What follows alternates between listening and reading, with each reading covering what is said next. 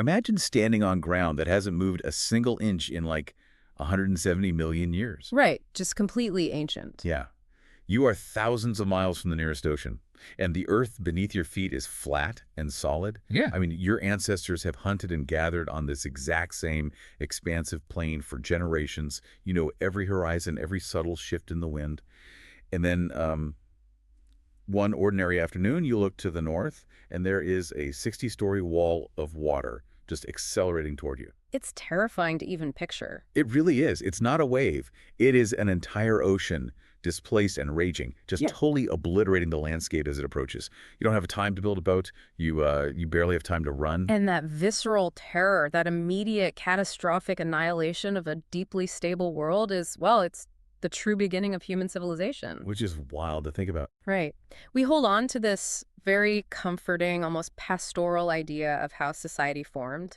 You know, we like to think of our early ancestors slowly getting smarter, maybe domesticating a few plants, and just deciding that building a village was a better lifestyle choice. Like it was a planned retirement community or something. Exactly. But the reality, which is buried in the geological and anthropological data, is that early human civilization wasn't an evolution. It was an emergency. It was a panicked response to an absolute environmental apocalypse. So if you're the kind of person who loves to tear down those comfortable museum dioramas and connect the hard science of geology to the hidden origins of, the words we speak every day, you are in the exact right place for this deep dive. We've got a lot to cover. We do. Today, we're dismantling the traditional narrative of human history. We're going to leave everything from the enduring global legends of sunken continents to a very real, mathematically verifiable climate catastrophe that happened 15,000 years ago. We're going back to the crucible. Yeah. Let's unpack this. Yeah, so to understand the actual origins of why you live in a city or, rely on agriculture or even use complex language, we first have to clear away some immense century-old myths. Because there's a lot of baggage here. So much baggage. For the longest time, humanity has possessed this collective cross-cultural memory of a vanished world. It's a trauma so deep it echoes in almost every ancient culture.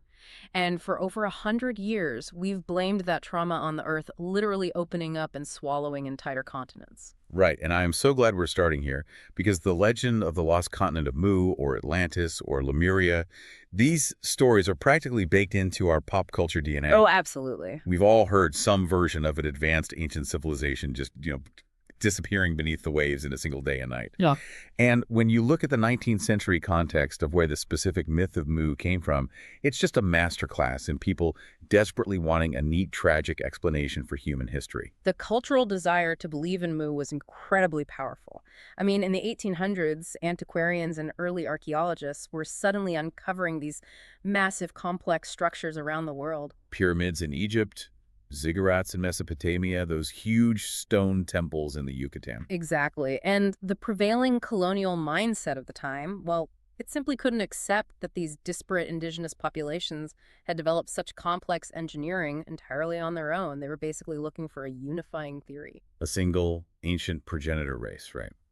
Which brings us to Augustus Le Planchon. Yes, Le Planchon. He was this 19th century antiquarian and photographer who spent years in the Yucatan studying Mayan ruins.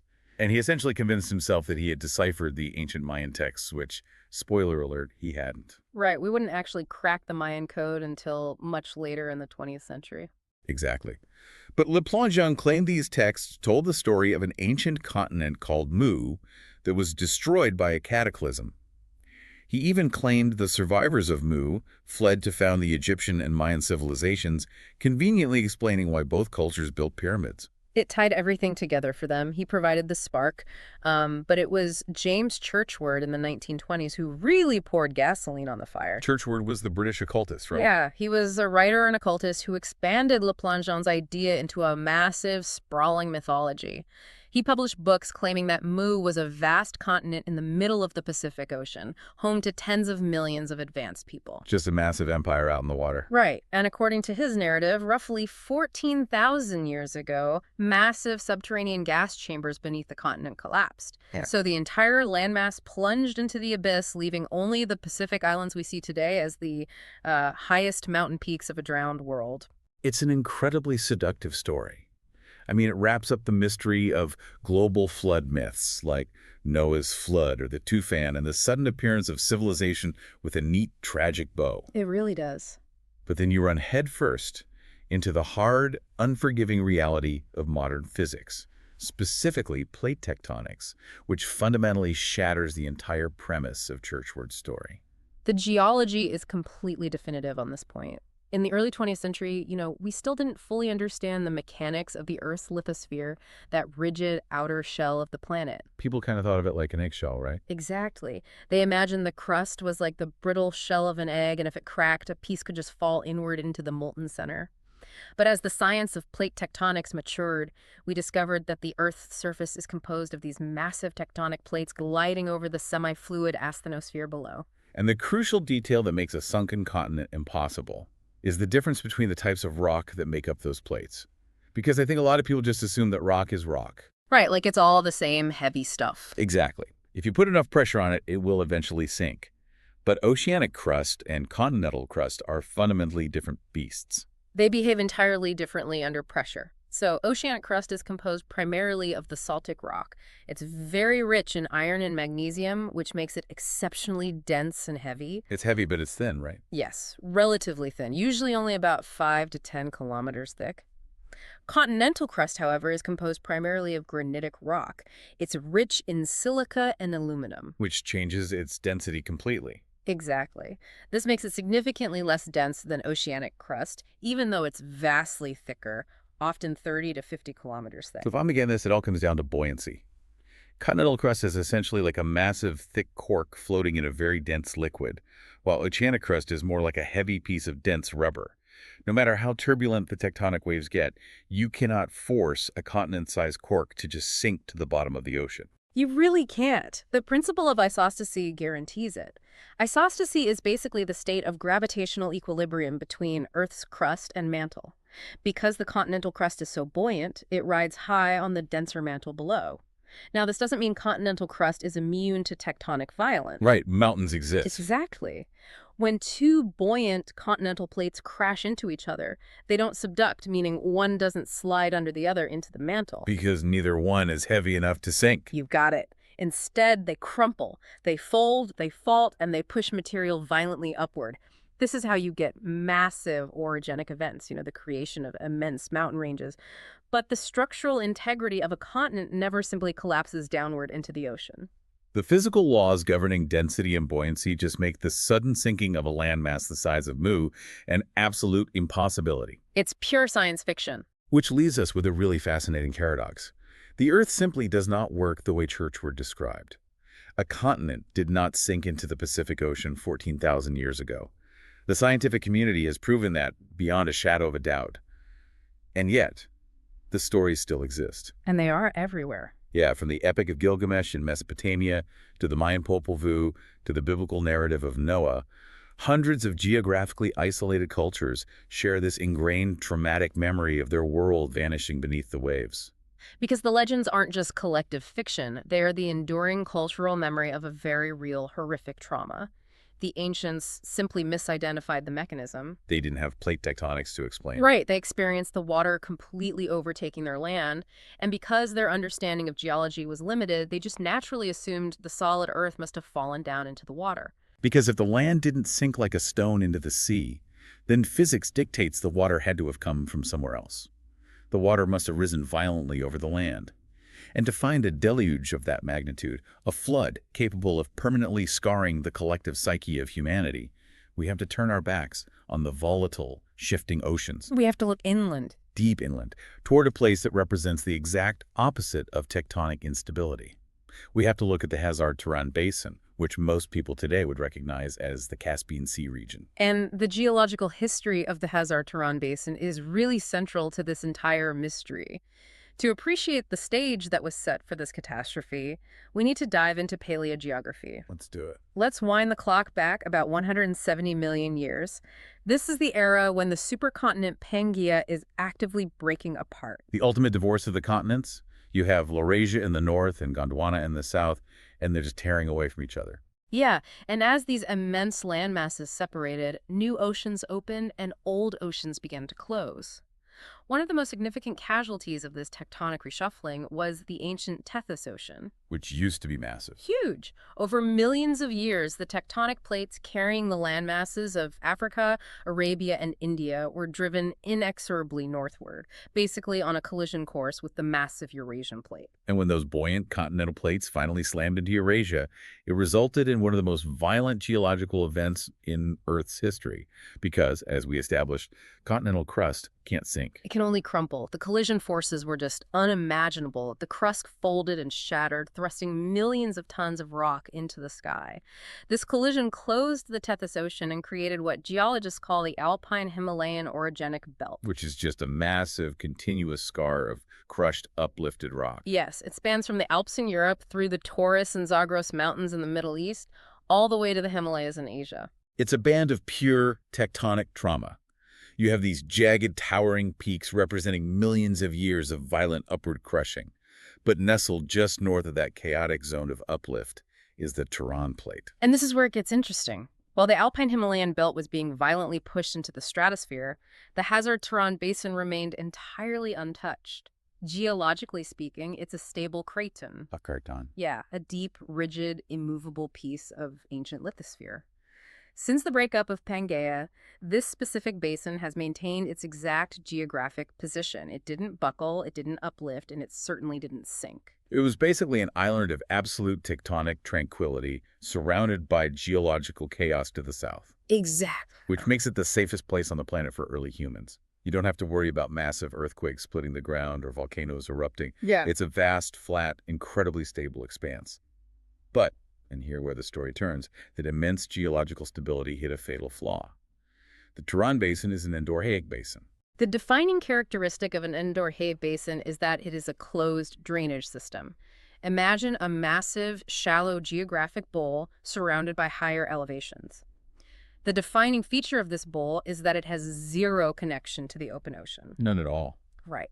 A drop of water that falls into the Hazar-Turan Basin cannot flow out to the Mediterranean or the Indian Ocean or the Atlantic. It is completely trapped. The only way water leaves an endorheic basin is through evaporation or seeping into the ground.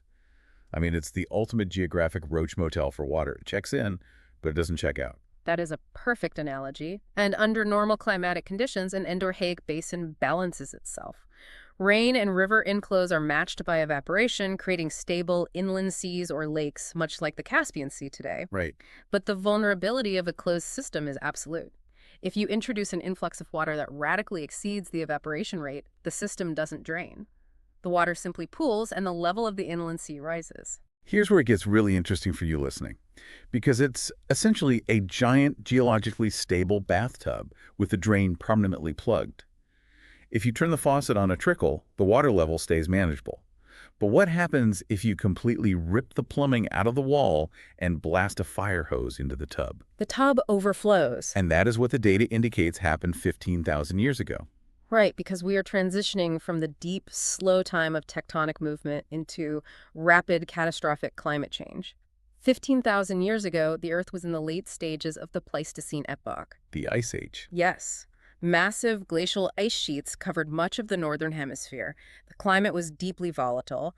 And then a massive, localized cataclysm struck the northern edge of the Hazar-Turan Basin. The scientific footprint of this event is often tied to what is known as the Cavallinian transgression.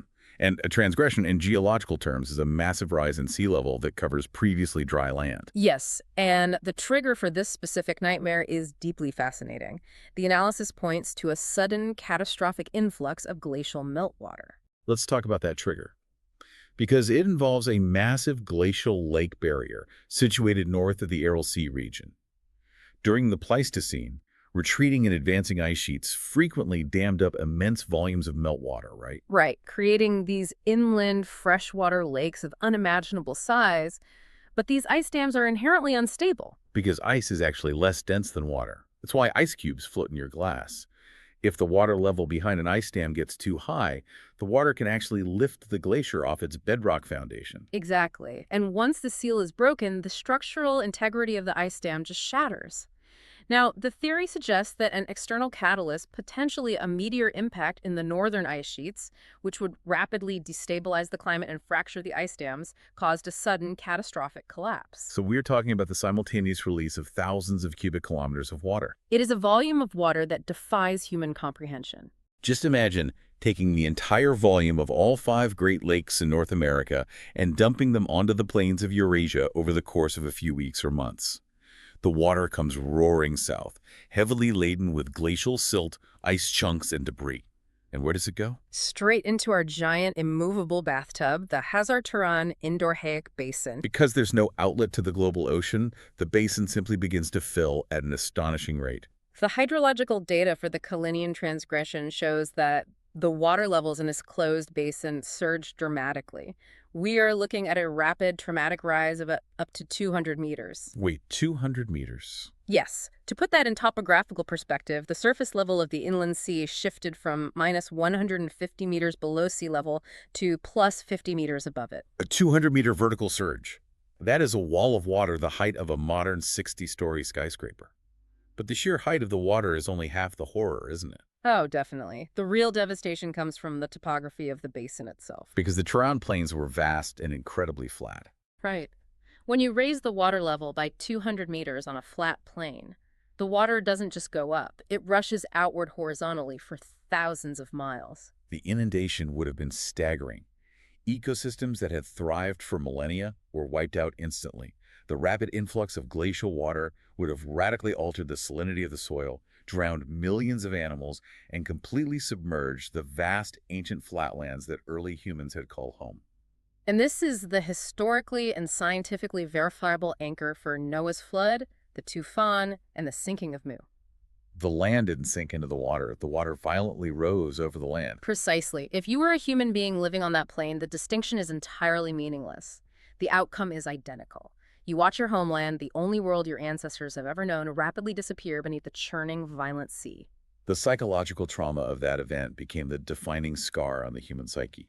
The memory of the flood was so overwhelming, so absolute in its destruction, that it was codified into the oral traditions of the survivors. Passed down for thousands of years, mutating and evolving, until it became the religious and mythological narratives we recognize today. Now, if you are listening to this and try to put yourself in the shoes of those survivors, a very logical question comes to mind. You would think a massive flood would inspire a culture of seafaring people, building boats to conquer the waves. I mean, humans are incredibly adaptable. If the water rises, shouldn't the first response be to become sailors, to build an armada of arks? It is a really natural modern assumption, heavily influenced by the very myths we've been discussing. We think of Noah building his ark to ride out the storm, but the sources explicitly say that didn't happen. The reality of a catastrophic glacial outburst flood completely precludes a maritime response. Because this wasn't a gradual sea level rise over centuries where coastal fishing communities could slowly adapt their dugout canoes into larger vessels. No, this was a sudden, violent, apocalyptic surge. You can't sail a tsunami. Exactly. The water wasn't a new environment to be explored. It was an active engine of destruction. It was freezing cold, filled with churning debris, and it had just annihilated everything they knew. You don't look at the force that just wiped out your entire species and think, let's build a raft. You look at it and you run. You run for your life. The human response was an overland flight for absolute survival. The flood acted as a massive hydraulic press, displacing the surviving populations and pushing them away from the newly formed, terrifying inland sea. And because the water was coming from the north, the only direction to run was south. Which brings us to a massive turning point in the human story. The survivors are running south, away from the rising waters, but they aren't running into a paradise. Not at all. They are fleeing the flood, only to slam headfirst into the chaotic climate zones of the late Pleistocene. They find themselves trapped between the encroaching water behind them and the unforgiving icy glaciers and arid deserts ahead of them. And this perilous geographic trap introduces us to the core concept of adaptation theory. This theory fundamentally upends the museum diorama we discussed earlier. The birth of civilization, the transition from scattered hunter-gatherers to settled, urbanized communities, it was not a peaceful, deliberate evolution. They didn't settle down because they figured out a clever new way to grow wheat. They settled down because they were utterly desperate. They were climate refugees. Yeah. Civilization was a forced, dialectical, unplanned reaction to catastrophic climate change. It was an extreme survival mechanism. See, in the wide-open plains of the stable basin, early humans could afford to live in small, relatively isolated family groups. If a dispute arose, or if resources in one area grew scarce, the limitless horizon offered a simple solution. You just moved away. Space is the ultimate pressure valve for hunter-gatherers. Exactly. But the flood eliminated that space. Fleeing into the harsh, elevated, and constricted environments to the south stripped away their ability to scatter. To survive the brutal climate, the advancing glaciers, and the sheer desperation of their situation, small scattered groups would have perished. Survival mandated a radical shift in human behavior. It required forced gathering. They had to pool their resources, their strengths, and their numbers. They had to huddle together just to survive the elements and the chaos. And the linguistic breadcrumbs left behind by this forced gathering are absolutely mind-blowing. Oh, the linguistics are fascinating here. Let's look at the ancient root word "you are." The etymology of "you are" provides a direct window into the trauma of this period. Originally, the proto-linguistic root "you are" simply meant a gathering or a community. It was the verb describing the physical act of these terrified, displaced people coming together in one place for mutual survival. Right. But a gathering of traumatized refugees shivering in a harsh landscape is incredibly vulnerable. They are exposed to the elements, to predators, and to other desperate groups competing for dwindling resources. Therefore, the physical reality of the gathering had to evolve. To protect themselves, these huddled communities began to fundamentally alter their landscape. They dug protective trenches, they piled up earthworks, they built physical barriers to keep the chaos of the outside world at bay. The gathering became a fortified encampment.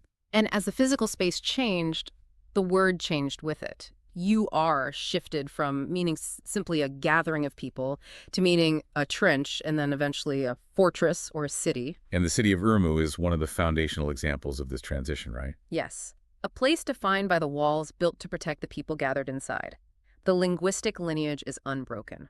That ancient root word, forged by desperate climate refugees 15,000 years ago, is the direct ancestor of the modern word urban. That's crazy to think about.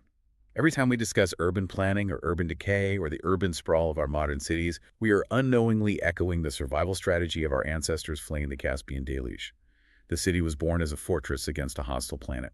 It was, but building a wall around a massive group of terrified, starving humans introduces an entirely new, deeply psychological threat. Because if you take a species that is used to roaming freely across endless plains, and you suddenly pack them densely into a fortified trench, the results should be disastrous. Right. Humans are primates. We are wired with deep-seated reactive aggression. In the wild, if another group encroaches on your territory, the biological response is often violence. But in the UR fortress, you are constantly in each other's territory. You literally can't get away from each other. Exactly. The high-density environment of the early city is a powder keg. If the external threat of the flood and the glaciers didn't kill them, the internal pressure of interpersonal violence over scarce resources absolutely would have. Simply gathering together behind a wall isn't enough to sustain a civilization. It usually just concentrates the violence. So how did they survive themselves? What does this all mean? We usually think of early humans domesticating wolves into dogs or wild grasses into wheat. But to survive the trauma of the flood, humanity's first major domestication project was ourselves. We had to achieve self-domestication. The evolutionary imperative flipped entirely. On the open plains, dominance, physical aggression, and territoriality might have been successful traits for a hunter-gatherer securing a kill. But inside the walls of Urmu, reactive aggression is a lethal liability. Yes. If you attack your neighbor over a dispute, you destabilize the delicate social fabric required to maintain the walls and gather food. Therefore, survival no longer favored the most aggressive, it favored the most cooperative. It favored the ability to share, to delay gratification, and to de-escalate conflict. We had to literally talk ourselves out of our aggressive animal instincts just to share a crowded fortress. Mm. It is the biological and sociological transition from survival of the fittest in a physical sense to survival of the friendliest. And the primary tool we used to tame our own reactive aggression wasn't a physical whip, it was language. Language became the ultimate social pressure valve. I mean, prior to this forced urban density, language was certainly used for communication coordinating hunts, alerting others to danger. But inside the UR, language took on a vital new function: the mediation of disputes. Complex language allowed individuals to negotiate, to establish shared rules of conduct, to express grievances without resorting to physical violence, and to build the empathy required to live shoulder to shoulder with strangers. We used words to build a social architecture that was just as vital as the physical walls of the trench. Without self-domestication through language, the early cities would have torn themselves apart from the inside, and the human experiment would have ended in the mud of those early fortresses. The invention of the city required the invention of a new kind of human, It really did. But even with a cooperative, self-domesticated population living peacefully behind a strong wall, you face the inescapable mandate of biology. which is that you have to eat. A large static population requires a massive, reliable influx of calories and water. You cannot sustain an urban fortress on foraging alone. Right. You can be the most polite, articulate, cooperative group of refugees on the planet, but if you don't have food, your city is going to starve. Which brings us to the next massive hurdle. Where did they build these cities? Because surviving in a crowded fortress wasn't enough. To truly stabilize this new urban society, these self-domesticated refugees had to master a very specific, unforgiving geography. You can't just drop a fortress anywhere and expect to thrive. You know, the geographical data points to a very specific sweet spot on the globe. Fleeing the floodwaters from the north and avoiding the deepest freeze of the advancing glaciers or the driest deserts, the displaced populations funneled into a highly specific geographic corridor. The sources specify that early civilization required the strict environmental conditions found between the 35 and 40 degrees north latitudes. Yes, that latitudinal band. It cuts right through the Mediterranean, across the rugged mountainous regions of the Middle East, the Taurus and Zagros ranges, and into Central Asia. This band offered a climate that was survivable, but it was by no means an easy paradise. Not at all. The crucial feature of this zone is its stark seasonality. It has distinct, often harsh seasons. You have wet winters and dry, unforgiving summers. And this environmental pressure forces long-term cognitive planning. You can't just live day to day. You have to prepare for the season when the food stops growing. Exactly. And the most critical resource in this specific band, the resource that dictates life and death, is water. Which is deeply, brutally ironic. These people have just spent generations running in sheer terror from an apocalyptic abundance of water.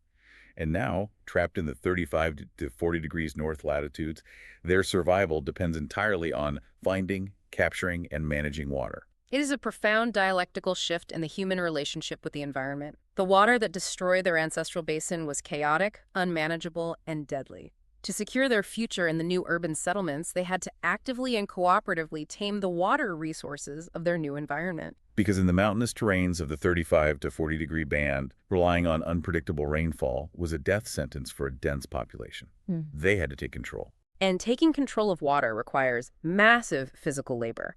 You have to dig irrigation canals, you have to build reservoirs to capture the winter melt off the mountains, you have to manage river flows. You cannot do that alone. It requires the exact, complex, cooperative, self-domesticated social structure they had just forged inside the walls of the UR.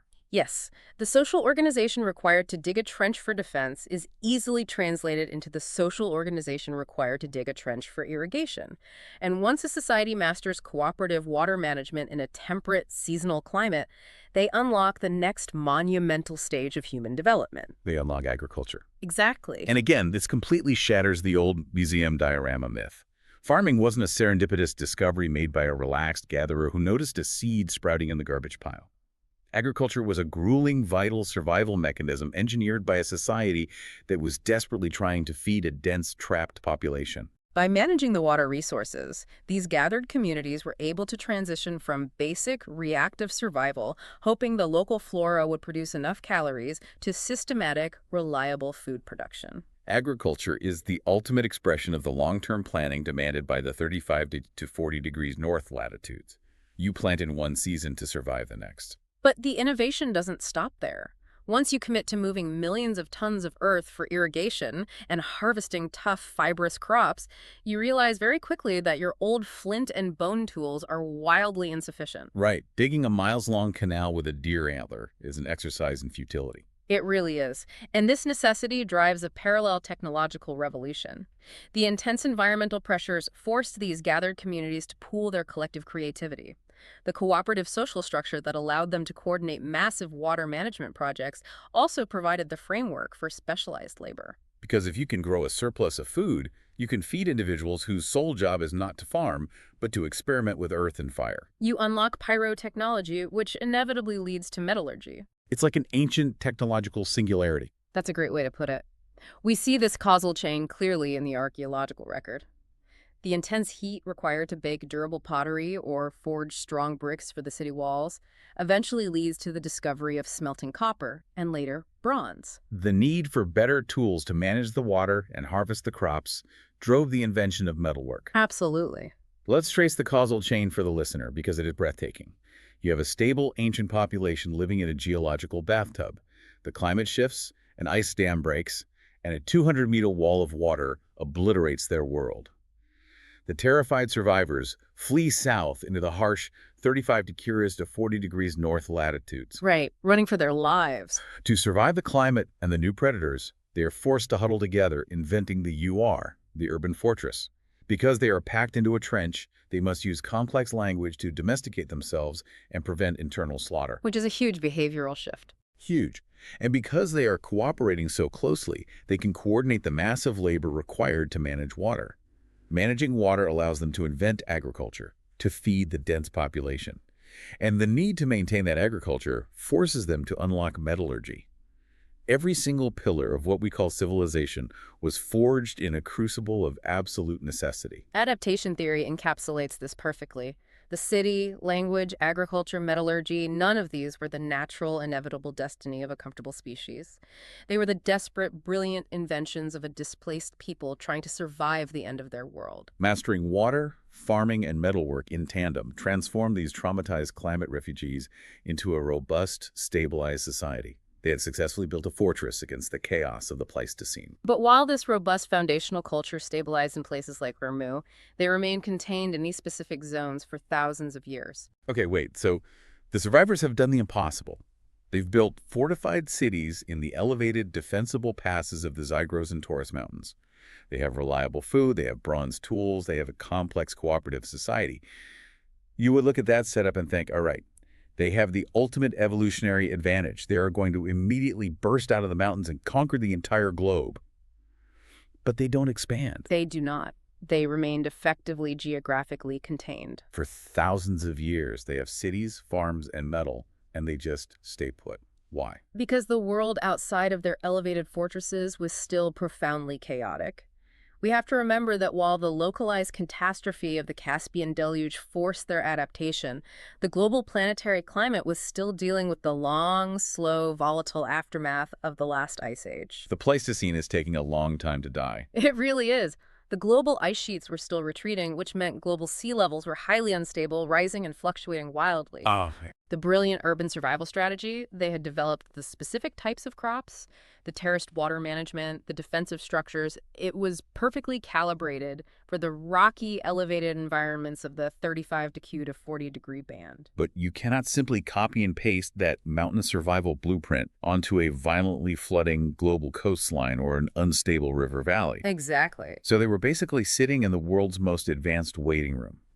They have the complete blueprint for global civilization, but they're waiting for the rest of the planet to physically calm down enough to support it. It would take another massive shift in the global environment for this blueprint of civilization to conquer the globe. Which brings us to the final act of this incredible story, the epilogue of progress.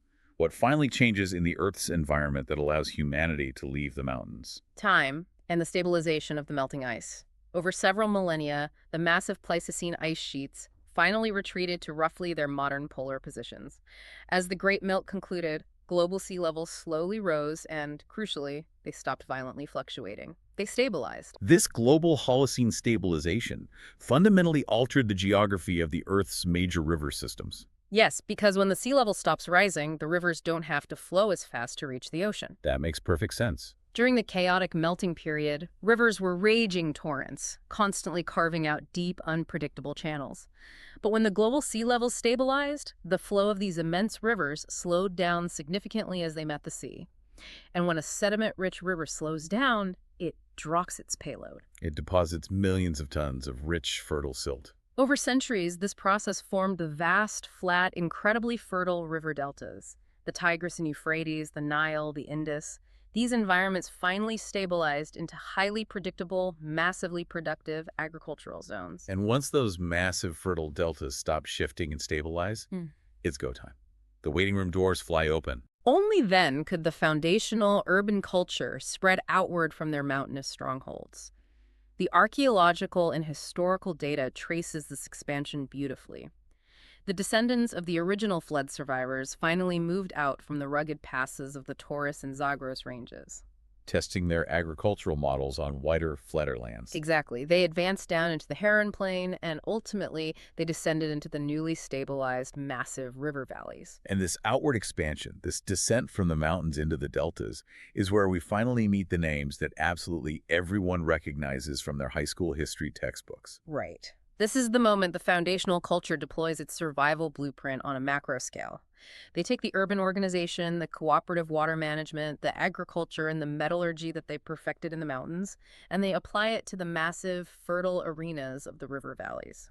This expansion established the famous Delta civilizations we all learn about. You get the Sumerians and the Akkadians building Mesopotamia between the Tigris and Euphrates. You get the pharaohs uniting Egypt along the Nile. You get the massive grid-planned cities of the Harappan civilization in the Indus Valley, and the fortified walls of Troy pushing westward, the great empires.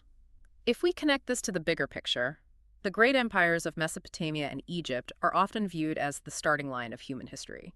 They are constantly presented as the cradles of civilization, implying that this is where humanity first woke up and decided to build a city. But the deep historical and geological data proves that this perspective is fundamentally backward. Our sources prove they are actually the final stage of a much older progression. They are the successful global deployment of an urban survival strategy forged thousands of years earlier in the aftermath of the Caspian flood. The Delta civilizations are essentially the franchise locations. I love that. Franchise locations, yes. The original prototype was built in the harsh mountains and stable basins out of pure desperation. And once the global climate calmed down, humanity took that urban prototype global. They scaled it up to conquer the world. That is the true narrative of human progress. The Delta civilizations did not invent the pillars of civilization out of thin air. They inherited them from the survivors of the Khazar-Turan deluge. This has been an absolutely mind-bending journey. For you listening, just take a second to recap the sheer scale of the puzzle pieces we've connected today. We started by completely dismantling the comfortable, scientifically impossible myths of sunken continents like Mu. We learned that the Earth's buoyant continental crust doesn't just crack and swallow civilizations whole. The physics just don't allow for it. Right. Instead, we uncovered a much more terrifying reality. A real 200-meter deluge triggered by a collapsing ice dam flooding the Endor-Caspian Basin 15,000 years ago.